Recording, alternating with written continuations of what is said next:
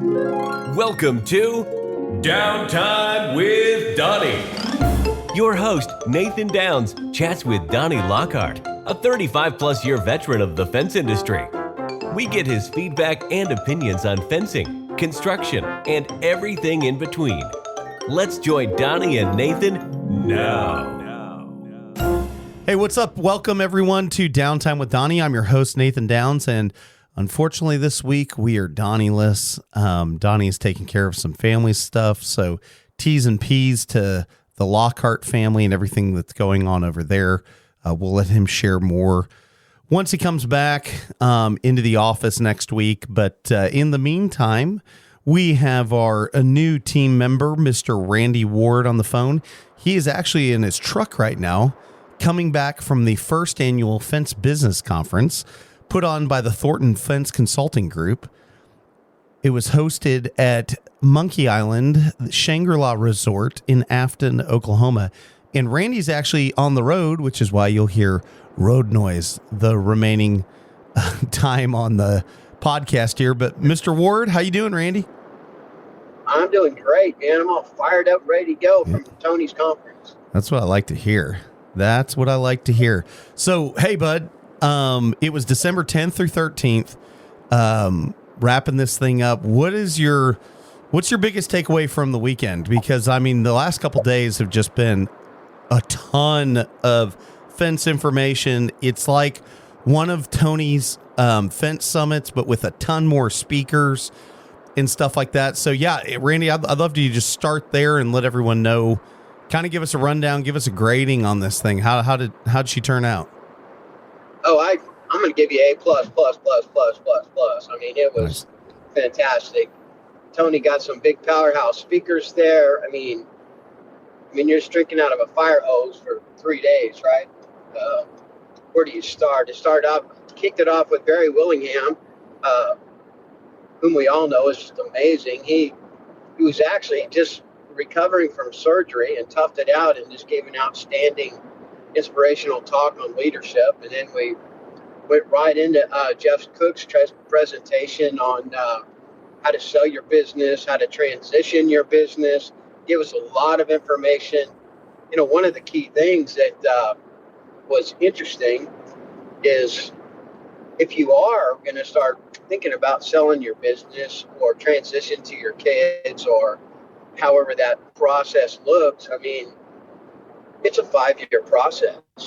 I mean, You just don't wake up tomorrow and say, I'm going to sell my business. You know, like I've heard you, Nate, say before, it's like, you know, build your business like you're going to sell it tomorrow, right? So start planning and putting the right pieces together and do everything right. Do your accounting right. Don't try and cheat. Yep. Don't hide. Yep. And just some great information, and just went on from there. This morning, we had a great presentation on the no-dig stuff. And I know you're really interested in that. And I'm telling you, that was a fantastic, that was really, really, really insightful. And that was put on by Aaron Smith with A to Z Fence out of Wisconsin. Yes. And he kind of tag teamed with Luke Gibson, Farm Fence Solutions. Okay. And they really did a good job. And you know me, Nate, it's not something I've ever done, but I tell you, man, I think we need to be looking into it. I know you've been talking about it, and we got a pounder. I think we need to charge. Yeah. We got to find a way to do it. Yeah, we got a pounder, so we're halfway there. Yeah, there you go. and so, I mean, it was just so much. I mean, Bill Shanky did a 2-hour presentation on consultative selling.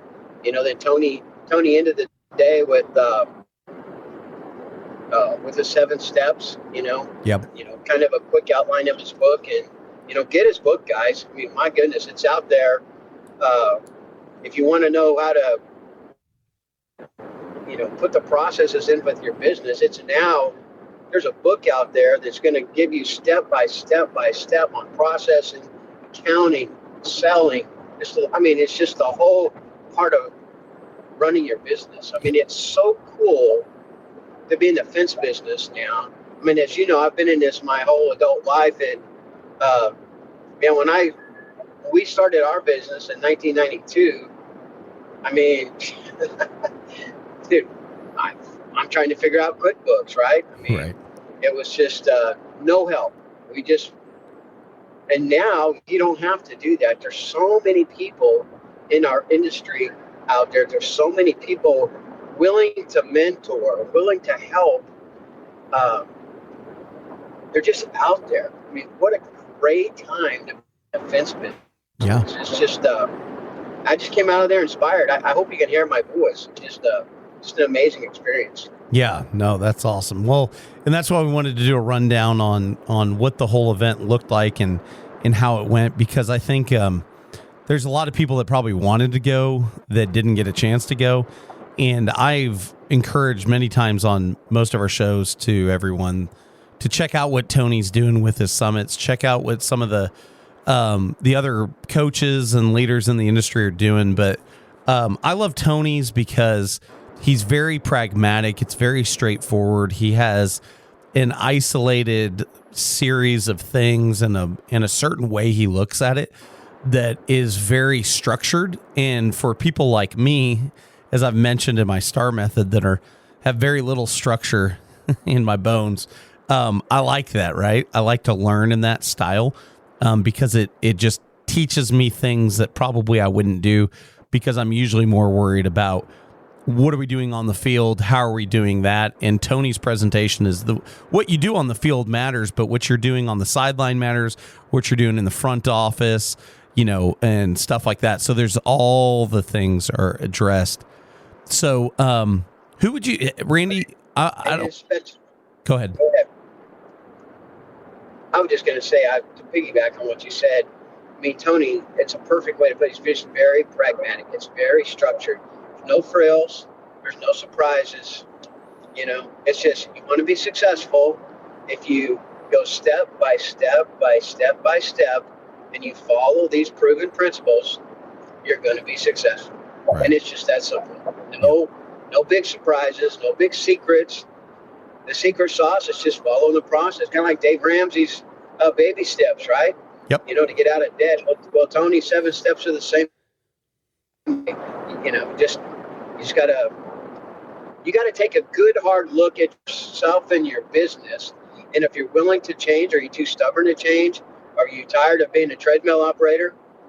Or you want to run your business? Yep. And Tony's just brutally honest. He's going to tell you the truth. It's not 5 to the gut, man. It's 1 to the face. And but he does it in his kind Southern style. He's so smart, and he brings so much credibility. I mean, it was just. And I'll tell you another thing, Nathan. There was you had Matt Warner there. You had Sean King there. You had Ryan Fredrickson there. You had Michael Reed there from the AFA. Zach Ackenberger there. I mean, a lot of dynamic influence. Dan Block, Dan Wheeler, Nathan Downs. You guys were all there, and it was powerful. I'm just telling you, it was powerful. I just thank you for sending me. I mean, just a privilege to be there. Absolutely. So Randy was my representation up there, of course, since Shangri-La is kind of in our backyard. It's a little bit easy for us to get up there, right, Randy? It's only about an hour and a half away from the shop. But with some of the other things going on at the business, I wasn't able to attend the whole time. But I did go for the Gate Safety Summit that we had on Monday, December 11th, and started with that. And that was fun. That was interesting, of course, as you could imagine.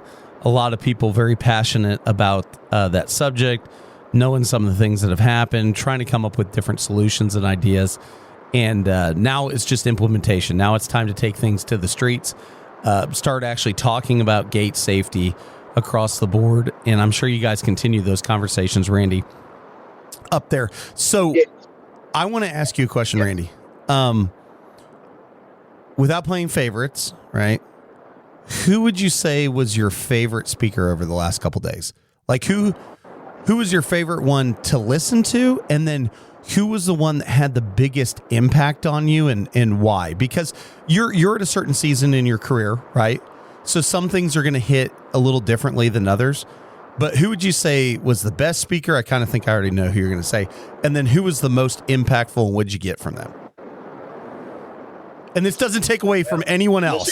So yeah, let's clarify that, right? Like, I'm just talking, like, go. I'm going to say giddy up. That ought to tell you right there, right?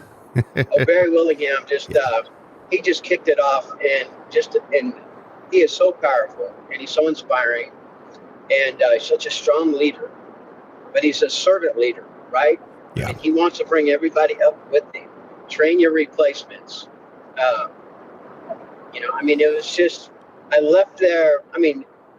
Right off the shoot, when he got done, I'm building a plan on how to build your gate operator division, right? How I'm going to do that. I'm thinking through this instead of, how I am. I'll just go do it. Right. That's what you got to stop me from doing, because I'm like, hey, I'm just go do it and we'll make more money. Right. Right. Well, no, if we can get some in-house installers doing that, we'll all make more money. But so he inspired me that way. I will say, I think, and then I enjoyed all the speakers, but when Sam Natello does a good job, but it was over my head, right? That's not of the things that impacts me.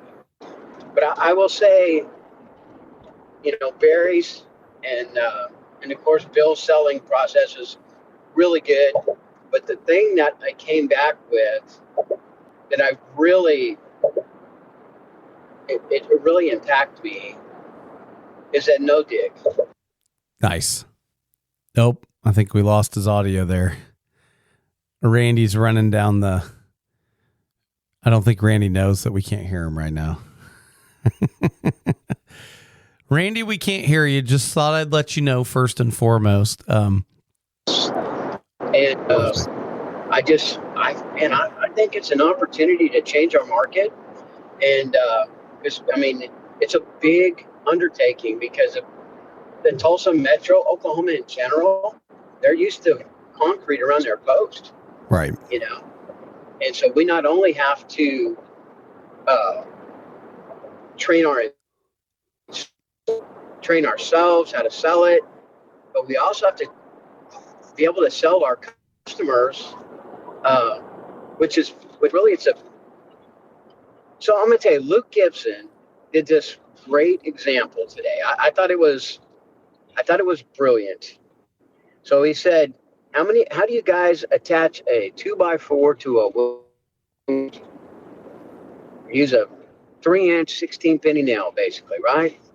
He said, you don't drill a hole, fill it with epoxy, and then shove that nail in there. Right. Right? True. And it stays, and it's done it forever. He said it's the same thing driving a post to ground.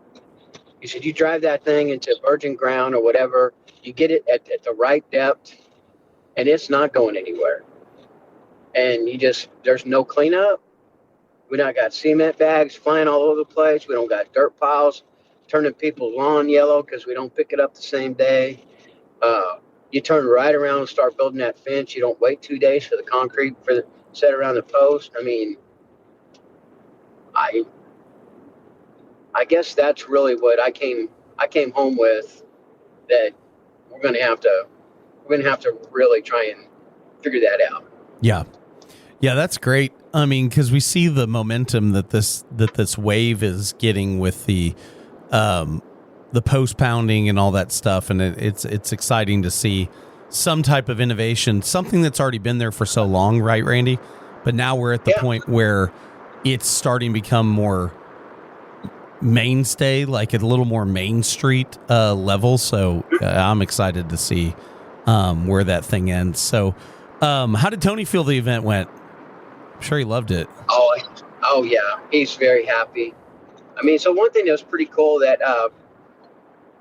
they had a company there interviewing people, so you'll see some interviews coming out of that. I'm sure Tony will post them on the LinkedIn and the Facebook and whatever. It was just, that we had vendors there, Wood Defender, all the software companies, Bullet Fence selling his rail system. You had Fence Track there. I mean, he had a little tiny trade show, and the networking was unbelievable. I mean, he had, like I said, Dan was there, and Dan Wheeler was there. Sean King was there.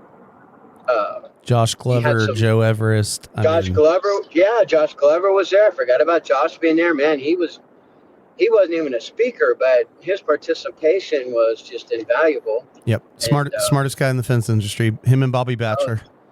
So they're some smart guys. Hey, you know what? Really there's some other smart. There's a lot of smart. Yeah, I was just gonna say of all the smart guys out there, especially the ones listening to this podcast.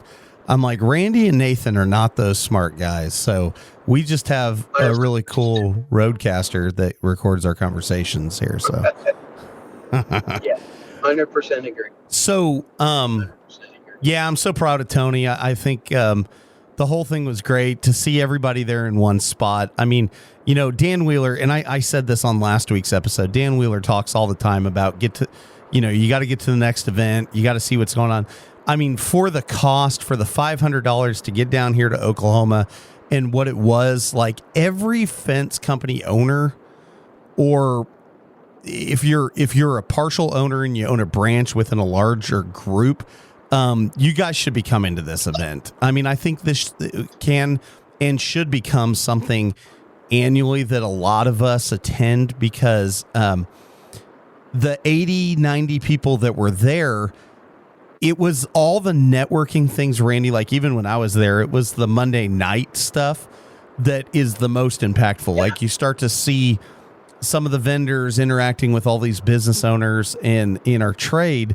And because Tony was able to recruit and attract all of the top in the different areas, man, it's just one of those things you can't miss.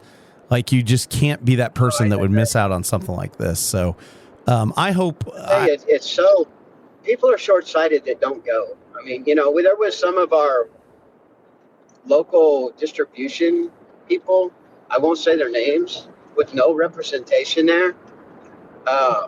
Wow. That's a big swing and a miss right there. They missed a huge opportunity to get to know their customers and to support our industry, right? Yeah. But that being said, I mean, we had some local guys there. I mean, Fence Track, big, Brett had his team there. You had fence contractors from Northwest Arkansas. Allied Fence was there. Yep. Right? Yep. Lane was there with her team. Dylan over at Springwater. Dylan with Springwater Fence was there. I mean, oh my gosh, what a young mover and shaker that guy is. I mean, look out for Springwater Fence, guys. Yeah. They've been quietly growing in the Oklahoma area, and Dylan's going to take his dad's company to the next level, because he sees the value in all this stuff. Yeah. And I agree. Hey, as long as Dylan just stay away from Tulsa. I already told you that, so we're good. Yeah, you can go anywhere. Yeah, actually, he would be a great competitor. Yeah, we want good competitors. We do want good competitors, but Dylan, stay away from Tulsa anyways. I'm just saying. So. Oh man! All right, buddy. Well, hey, as always, we saw our great buddy, the Podfather himself, Joe Everest, wearing his orange and Shangri-La. Like, man, that guy, always something. I love Joe so much. And we were talking about year in review for Ozark Wireworks, his wire chain link manufacturing and distribution company. They had a great, really first year into this thing. He was excited. He was just excited about the fact of that people were calling, people are buying.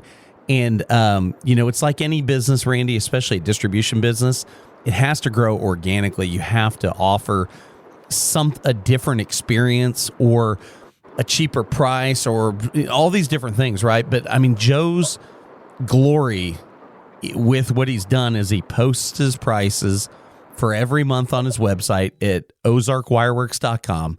You can get that information. It's right there in front of you.